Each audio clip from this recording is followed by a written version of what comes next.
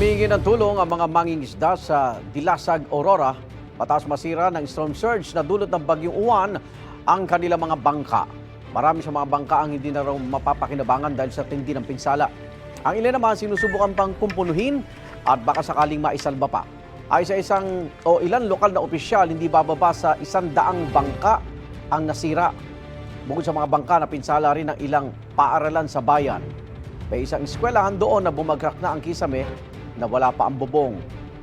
Winasak din ng storm surge ang ilang bahay sa 4 na barangay na malapit sa dagat.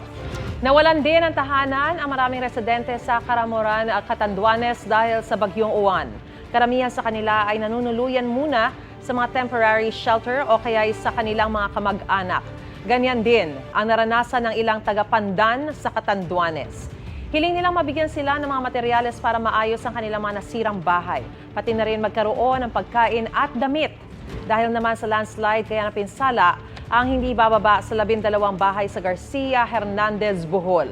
Ayon sa Bohol Provincial Disaster Risk Reduction and Management Office, umaabot sa 5 hektarya ang lawak ng gumuhong lupa sa bayan.